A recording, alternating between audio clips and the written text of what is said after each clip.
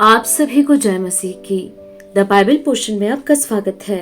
हमारा आज का वचन है पहला राजाओं की पुस्तक 4 अध्याय वचन 20 से 34। यहूदा और इस्राएल के लोग बहुत थे। वे समुद्र के तीर पर की बालू के किनकों के समान बहुत थे और खाते पीते और आनंद करते रहे।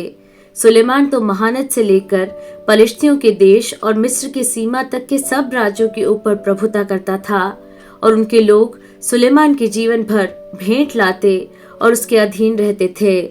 सुलेमान की एक दिन की रसोई में इतना उठता था, अर्थात 30 कोर मैदा, 60 कोर आटा, 10 किए हुए बैल और चराइयों में से 20 बैल और 100 भेड़ बकरी, और इनको छोड़ हरिन, चिकारे, यखमूर और तैयार किए हुए पक्षी, क्योंकि महानद के इस पार के समस्त देश पर अर्थात तिप्सह से लेकर अज्जा तक जितने राजा थे उन सबों पर सुलेमान प्रभुता करता और अपने चारों ओर के सब रहने वालों से मेल रखता था।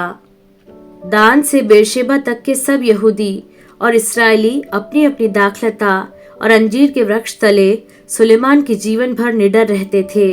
फिर उसके रथ के घोड़ों के लिए सुलेमान के 40,000 घुड़साल थे और उसके 12,000 घुड़सवार थे, और वे भंडारी अपने अपने महीने में राजा सुलेमान के लिए और जितने उसकी मेज पर आते थे उन सबों के लिए भोजन का प्रबंध करते थे, और किसी वस्तु की घटी होने नहीं पाती थी।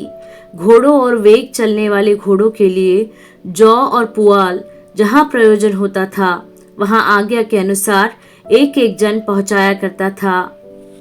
परमेश्वर ने सुलेमान को बुद्धि दी और उसकी समझ बहुत ही बढ़ाई, और उसके हृदय में समुद्र तट की बालू के किनकों के तुल्य अनगिनत गुण दिए। और सुलेमान की बुद्धि पूर्व देश के सब निवासियों और मिस्रियों की भी बुद्धि से बढ़कर बुद्धि थी। वह तो और सब मनुष्यों से वरन एतान एज्रेही और हेमान और माहोल के पुत्र कलकोल और दरदा से भी अधिक बुद्धिमान था, और उसकी कीर्ति चारों ओर की सब जातियों में फैल गई। उसने 3,000 नीति वचन कहे और उसके 1,005 गीत भी हैं। फिर उसने लबानोन के देवदारुओं से लेकर भीत में से उगते हुए जूफा तक के सब पेड़ों की चर्चा की, और पशुओं, पक्षियों और रेंगने वाले जंतुओं और मछलियों की चर्चा की। और देश देश के लोग पृथ्वी के सब राजाओं की ओर से जिन्होंने सुलेमान की बुद्धि की कीर्ति सुनी थी, उसकी बुद्धि की बातें सुनने को आया करते थे।